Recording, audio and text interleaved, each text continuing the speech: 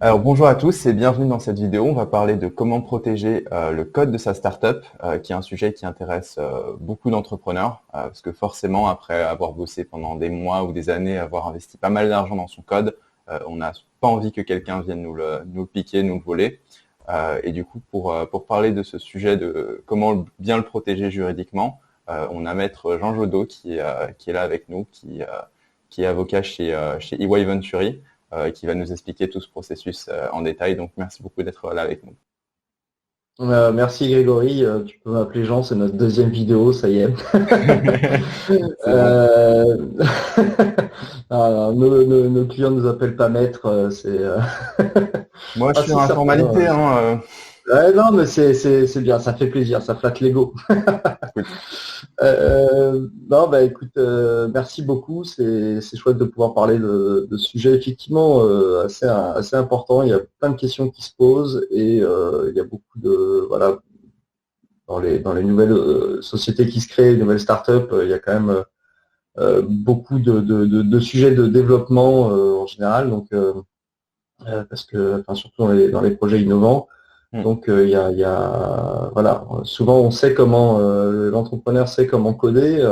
D'ailleurs, c'est pas toujours lui qui code, hein, donc il y a aussi des questions là-dessus. On va en reparler, je pense. c'est clair. Euh, mais euh, euh, mais tous les aspects juridiques sont pas toujours bien compris, donc c'est chouette de pouvoir donner des informations là-dessus. Très bien. Merci, merci maître, du coup, et rentrons dans le cœur du sujet. Il est Euh, taquin. euh, du coup, pourquoi est-ce qu'il faudrait protéger son code déjà, premièrement? Déjà parce qu'on a envie de protéger tout ce qui nous appartient, comme on a envie de protéger sa maison, comme on a envie de protéger sa voiture, comme on a envie de protéger son compte en banque et son code. Eh bien, quand on a travaillé, comme tu le disais tout à l'heure, pendant des mois, voire pendant des années parfois, hein, sur son code, on n'a pas envie qu'il soit pillé par des tiers ou plus prosaïquement qui disparaissent parce qu'on ne l'a pas enregistré au bon endroit, qu'on n'a pas de backup. Voilà, c'est un actif qui est très important, c'est très souvent le cœur le cœur d'activité et de savoir-faire, et c'est toute la valeur ajoutée de l'entreprise dans Ok. certains cas. Mhm. Donc pourquoi protéger son code? Parce que ça a de la valeur, très concrètement, ça a énormément de valeur et que, du coup on veut le protéger, quoi. Tout naturellement, c'est sûr. Alors du coup, première question, si je développe une application ou une marketplace, quelles sont les parties concrètement que je peux protéger? Voilà, bon, soit effectivement une application ou une marketplace, quel que soit le code, ce qui va être protégé essentiellement, c'est le code source, hein. Donc, euh, ce code qui va faire l'objet après d'une compilation et d'une interprétation pour que la machine puisse l'exécuter. Donc, ce code source, donc c'est parfois des milliers de lignes. Et évidemment aussi, faut pas oublier tous les éléments graphiques qui vont autour, donc le contenu auquel fait appel ce code pour avoir tout simplement une interface agréable avec une bonne expérience utilisateur. Donc il peut y avoir des éléments au-delà du code source qui sont protégés, des éléments aussi de parcours utilisation. L'UX parfois peut faire l'objet Protection. d'une protection par le droit d'auteur. Mhm. Et puis tout ce qui est charte graphique, éléments visuels, vidéo, voilà, tout ce qui va apparaître, qui va être directement visualisable par l'utilisateur. Ok, ok, très clair. Du coup, très fréquemment, surtout quand on parle d'une startup où on a un MVP ou une première version, ce qu'on fait très fréquemment, c'est de faire développer sa solution par un freelance ou une société. Est-ce qu'il y a des points de vigilance auxquels il faut particulièrement faire attention quand on extériorise toute la partie coding? Et ça, c'est un sujet très sensible parce que il est mal perçu, mais parce que le droit est assez hermétique là-dessus, il faut le reconnaître. Le droit d'auteur surtout. Du coup, il y a des risques importants qui sont pas bien identifiés et qu'on essaye parfois de résoudre après coup, mais c'est souvent trop tard. Même Mhm. si on essaye toujours de trouver la meilleure solution possible, mais parfois c'est vraiment très complexe. C'est-à-dire quand on fait appel en fait à un tiers pour développer du code, parce qu'on n'a pas cette compétence tout simplement. Alors il y a plusieurs approches, hein. On peut s'associer à quelqu'un, donc on est associé d'un développeur, donc voilà, là, ça permet on va dire, de placer le code source directement sous la société. Encore que, il faut quand même le prévoir. Il y a notamment dans le pacte d'associés, etc. C'est important. On peut le faire par un salarié, auquel cas le code de propriété intellectuelle prévoit une dévolution automatique du code à l'employeur. Mais il faut aussi quand même un minimum encadrer ça dans le contrat de travail. Mhm. On peut demander à des stagiaires. Et là, c'est un peu un piège, parce qu'on pense que le stagiaire, l'employeur va être automatiquement titulaire des droits sur le code, Mhm. alors qu'en fait, le stagiaire doit céder son code expressément, donc par écrit idéalement. Euh, Sinon, il demeure à la fin de son stage toujours propriétaire du code. Ça peut créer quand même un gros problème. C'est clair. Si le stagiaire est très bon, qu'il a créé un gros morceau de code et qui est fondamental pour la suite des activités de l'entreprise, et qu'on se retrouve à la fin du stage à ne pas pouvoir l'utiliser parce que le stagiaire, pour X ou Y raison, ne veut pas céder son code, ça peut poser un gros problème. Mhm. Donc aussi, quand on prend un stagiaire, il faut bien faire attention en amont à prévoir la cession des droits sur le code. Et c'est un peu la même chose quand on fait appel à un freelance à une société. On se dit instinctivement et même très légitimement, on se dit, je paye cher, parfois même très cher, le développement d'une solution, d'une application, c'est quand même plusieurs dizaines de milliers d'euros. Mhm. Donc forcément, je suis titulaire des droits. Nécessairement, avec la somme que j'ai payée, si je peux pas utiliser mon logiciel, il y a un problème, quoi. Et en fait, non.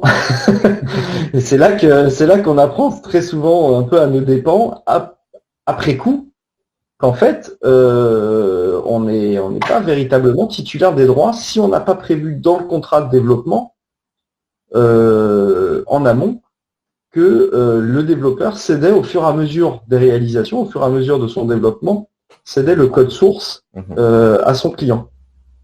Et il faut que ce soit expressément prévu, parce qu'il y a un principe en droit d'auteur qui veut que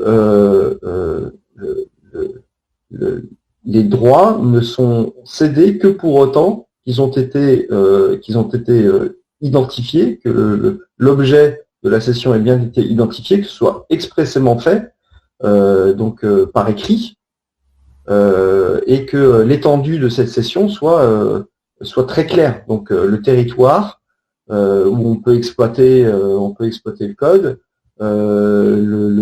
la rémunération, etc., etc. Donc parfois, il y a des sociétés de développement qui prévoient dans leurs conditions générales, donc c'est important de les lire, qui prévoient dans leurs conditions générales qu'ils ne cèdent pas le code, que par défaut, le code leur appartient. Et que si le client veut pouvoir récupérer le code, dans certains cas, moi que je trouve les pires, euh, le client va devoir repayer une somme pour pouvoir utiliser le code dans certains pays. Ok. Donc alors, moi je trouve que c'est pas une belle pratique parce que ça manque très souvent de transparence là-dessus. Mhm. Et il y a des développeurs qui utilisent ça comme levier de négociation quand il y a un litige. C'est aussi important de le savoir.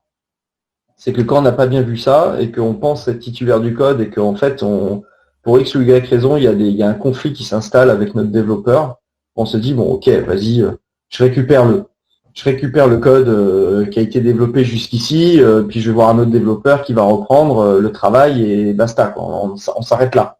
Mhm. Eh bien non. En fait, non, c'est pas possible. Donc en fait, on devient piégé. On devient il y a comme une sorte de petit chantage finalement qui s'installe, dire ok, bah tu peux partir, par contre je garde le code.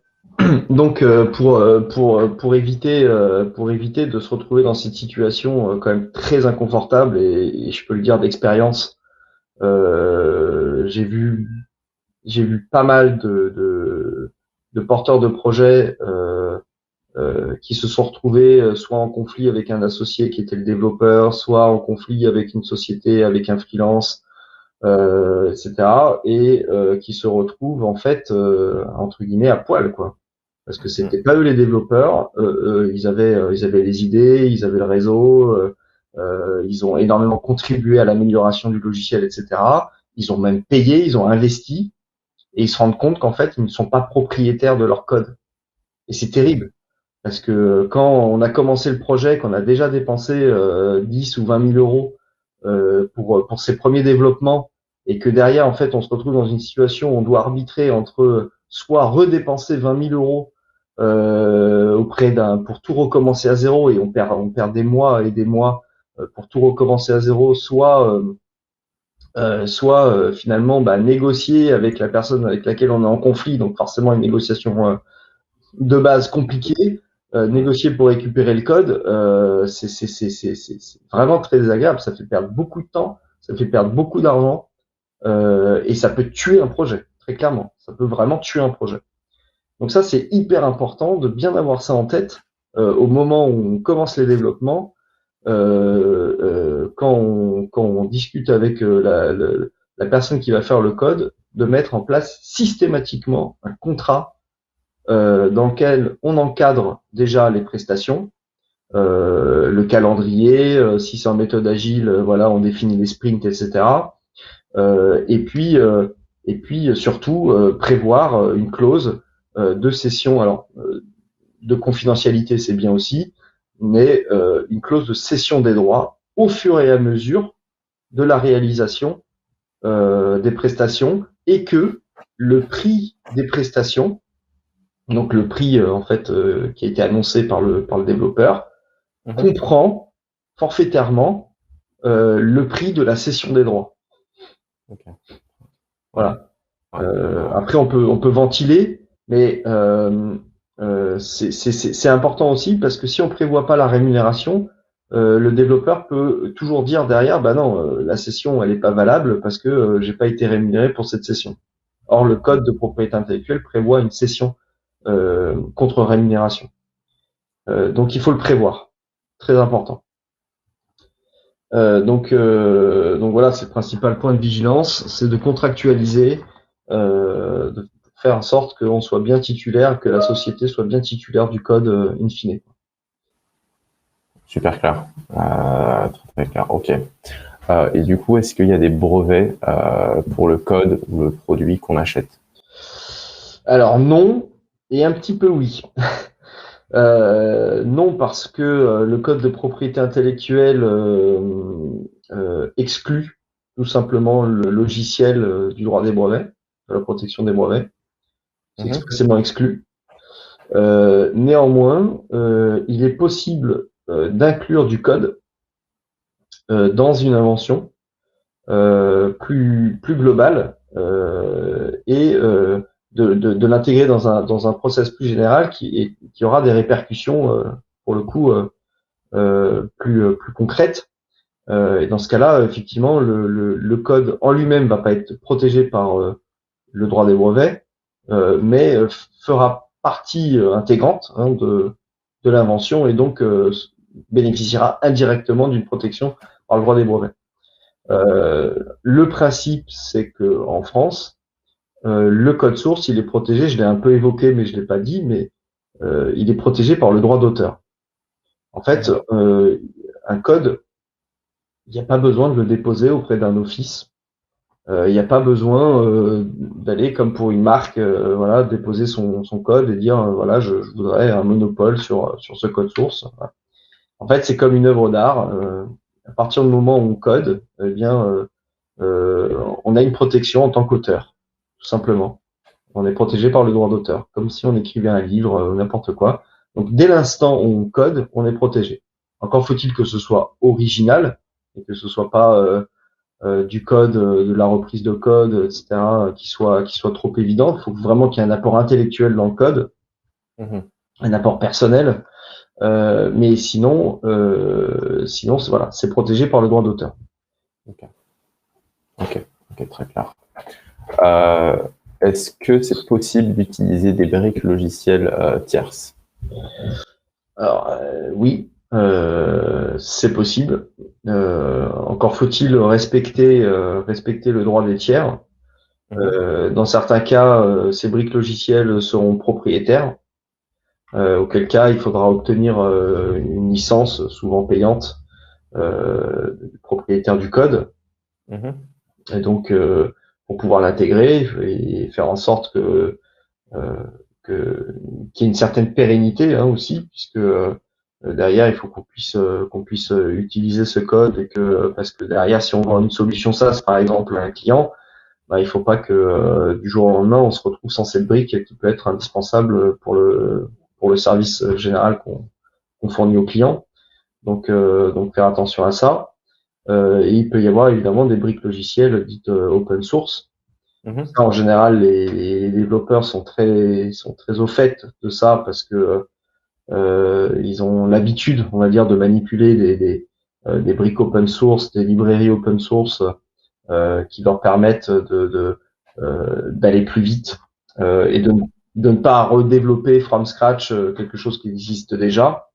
Et ça permet notamment de faire des ce qu'on appelle des MVP, donc une version, on va dire, rapide qui permet déjà d'aller voir des investisseurs ou d'aller voir les premiers clients pour montrer son application et de faire une application voilà un peu plus rapide avec des briques logicielles un peu tierces comme ça qui permettent d'aller un peu plus vite, quitte derrière à progressivement avoir un code plus homogène et plus propriétaire qu'on possède totalement et remplacer progressivement ces briques logicielles par du code propriétaire.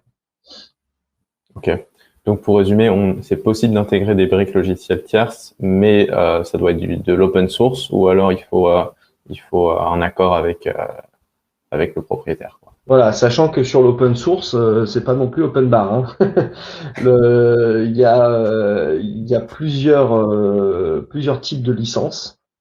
Il en existe une pléthore, donc il faut faire attention aussi lorsqu'on utilise du code open source, à bien vérifier la licence qui est souvent rédigée en anglais et bien vérifier que on peut l'utiliser dans le contexte qu'on vise et que la brique qu'on veut utiliser peut être réutilisée commercialement et qu'on peut l'exploiter commercialement.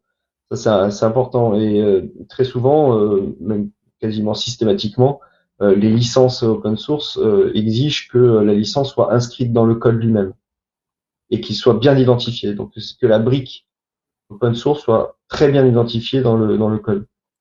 Et ça rejoint d'ailleurs un point qu'on peut évoquer ici, mais c'est important de bien documenter son code. Alors, je sais que les développeurs voilà, d'un certain niveau ont l'habitude de bien documenter le code, de le commenter voilà, de bien décrire ce qu'ils font pour avoir un code propre, réexploitable éventuellement par un tiers, pour faciliter aussi les opérations de maintenance, etc. Mais aussi juridiquement, pour que les licences soient bien identifiées, pour que si le code derrière si le code derrière il est audité, par exemple dans le cadre d'un rachat, hein, on rachète la société ou on rachète le logiciel, donc on audite le code pour regarder ce qui vaut et donc il faut euh, et s'assurer qu'il n'y a pas de violation du droit des tiers et qu'on est en capacité de le garantir et on est en capacité de bien l'identifier. Donc c'est important de bien commenter son code. Et dans le cas de figure où du coup on fait développer son application, sa marketplace ou n'importe quoi par un freelance ou par une société, qu'est-ce qui se passe si par exemple la société ou le freelance utilise un code dont il n'a pas le droit de propriété. Est-ce que la faute revient sur la société ou revient sur l'entrepreneur qui l'utilise? Alors, sur les deux, c'est-à-dire que pour le tiers, il peut frapper un peu les deux. En matière de contrefaçon, voilà, même si on est bonne foi, on peut être condamné, donc ça, il faut le savoir. C'est pour ça que là aussi, au-delà de la cession des droits, il faut quand même prévoir avec le développeur une garantie. Une garantie, ce qu'on appelle une garantie d'éviction, hein, c'est ce qui permet en fait c'est ce qui nous permet de nous retourner contre le développeur si jamais un tiers vient nous chercher et nous dire voilà, ça c'est mon code, t'as pas la licence pour l'utiliser, donc t'es contrefacteur. Et bien nous on dira bah ok, je n'étais pas au courant, je me retourne contre le développeur en disant voilà développeur, il faut que tu sois en capacité de me redévelopper cette brique qui viole les droits d'un tiers, donc il faut que tu les redéveloppes, ou alors il faut que tu me rembourses. Et enfin voilà, faut qu'il y ait un mécanisme en fait de garantie comme ça qui nous permette de mettre en cause le développeur là-dessus. Il faut évidemment que de son côté le développeur fasse attention à ce qu'il fait, qu'il documente bien son code et qu'il vérifie bien les licences. Ok, ok. Euh, donc c'est un point qui est très important parce que la majorité, enfin, beaucoup d'entrepreneurs n'ont pas forcément de connaissances dans le code. Ils sont pas capables eux-mêmes d'aller vérifier si oui ou non ça a été fait de manière propre. Je sais pas si c'est le bon terme, mais du coup c'est important d'utiliser cette. C'est clair. Ouais, super. Ok. Et du coup, c'est quoi les différents modes d'exploitation? Bah, là, bon, c'est une question, on va dire, un peu plus économique, mais qui a des répercussions quand même juridiques importantes. On a un peu la méthode traditionnelle d'exploitation de son logiciel, hein, le fameux CD ou la clé USB qu'on va insérer dans son ordinateur, ou le logiciel qu'on va télécharger sur son ordinateur et qui est attaché à une machine. Hein, on va parler souvent de licence fixe, par exemple, qui est attaché à une machine. C'est un exécutable, on l'installe sur l'ordinateur et donc on accepte la licence qu'on a payée traditionnellement. Voilà, c'est souvent des licences qui sont limitées dans le temps, plutôt qui sont attachées à une version fixe du logiciel, même si on peut bénéficier de mise à jour. Mais très souvent, on va devoir repayer si on veut faire une mise à niveau. On veut changer, on va avoir une nouvelle version avec de nouvelles fonctionnalités. Et puis, il y a depuis maintenant bon nombre d'années, avec l'apparition du cloud, une autre manière de distribuer le logiciel, qui est le logiciel SaaS,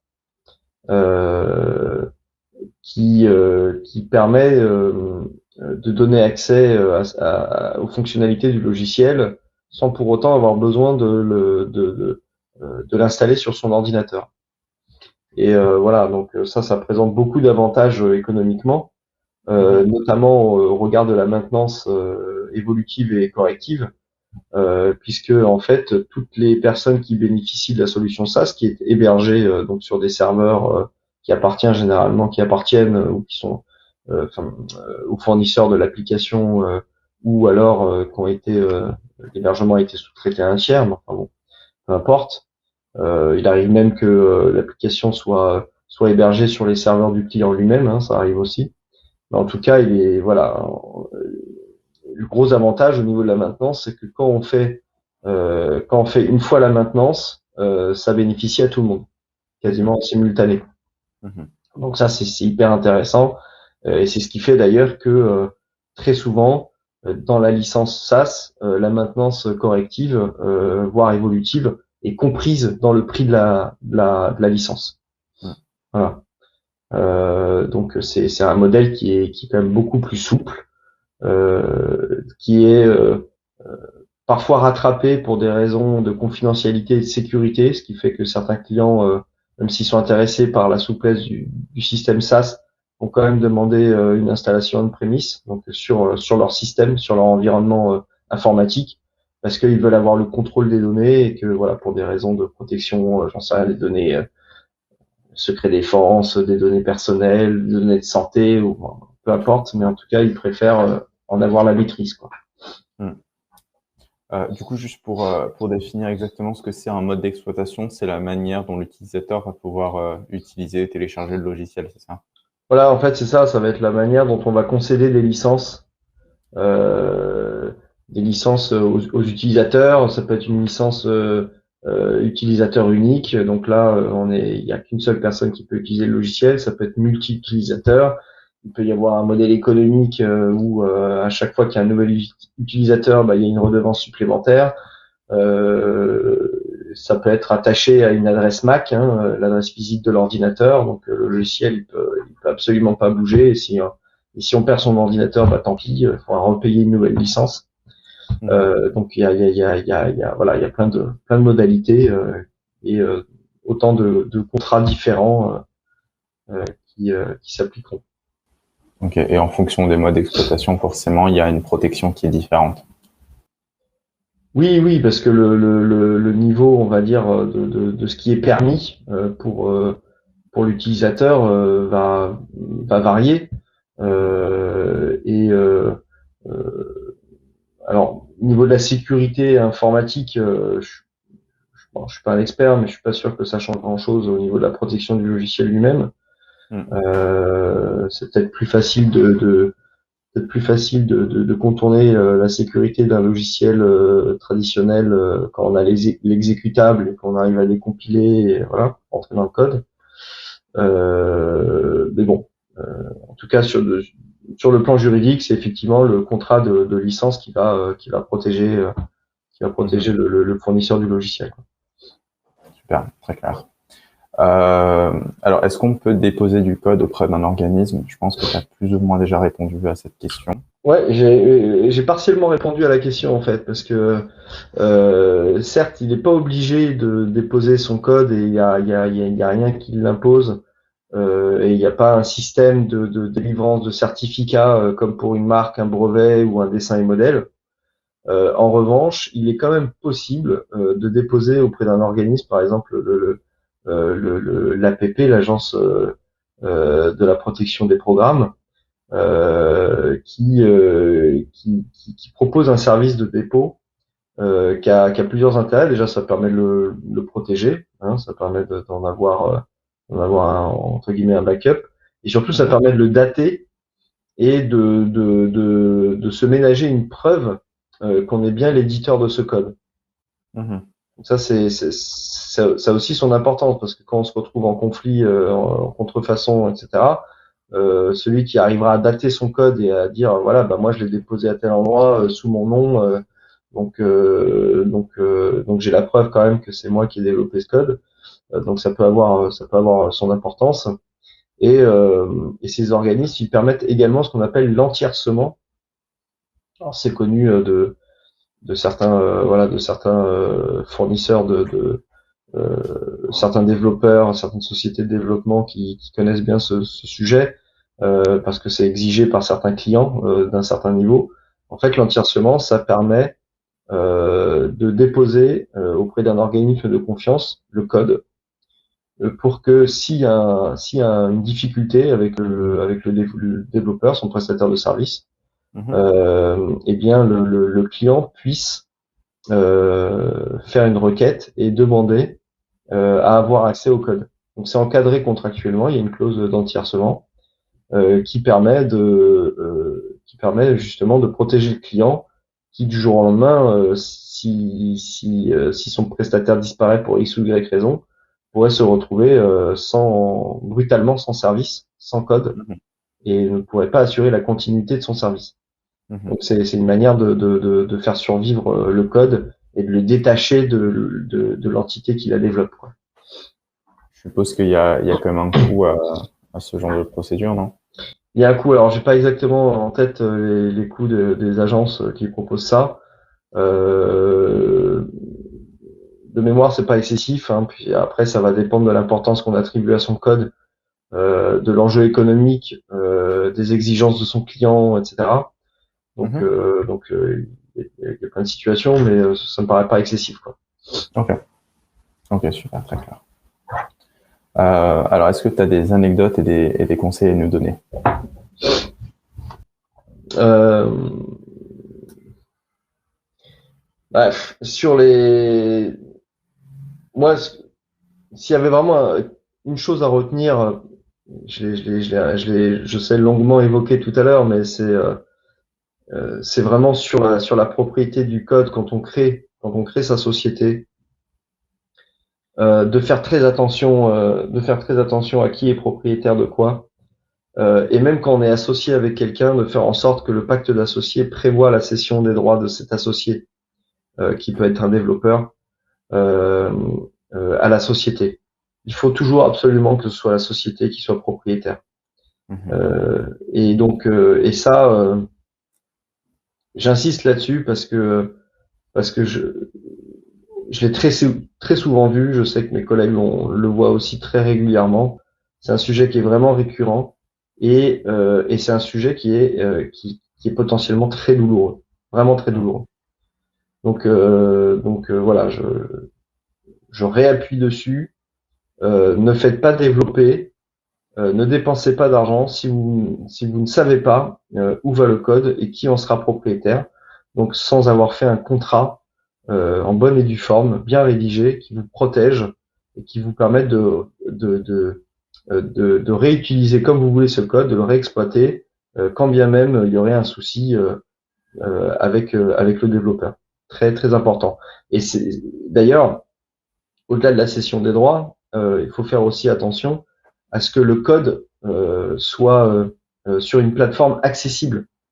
Parce que le développeur peut très bien avoir le code en local, ne jamais le partager, et même s'il a ses droits, il peut y avoir toute une discussion pénible avec le développeur pour pouvoir récupérer matériellement le code. Donc c'est Mhm. bien aussi de prévoir contractuellement que le code devra être régulièrement publié, par exemple sur un GitHub, pour que le client puisse tout simplement y avoir accès au fur et à mesure, en fait. Ok, ok, ok. Voilà, Donc définir peut-être une roadmap des avancées et en fonction de cette roadmap, un partage aussi du code. c'est ça, tout à fait. Ok, ok, super. Est-ce que tu as un autre conseil ou on a plus ou moins fait le tour à mon avis? Non, on a fait le tour. Après, je suis à la disposition de qui veut pour creuser toutes ces questions qui sont riches de situations. C'est clair, c'est clair, c'est clair. Eh ben, merci beaucoup en tout cas. Et puis vous pouvez bien évidemment retrouver, je redis, un maître Jodo euh, dans les ressources et chez EY Venturi. Merci Merci beaucoup. Grégory, merci Foundersquare. Bye.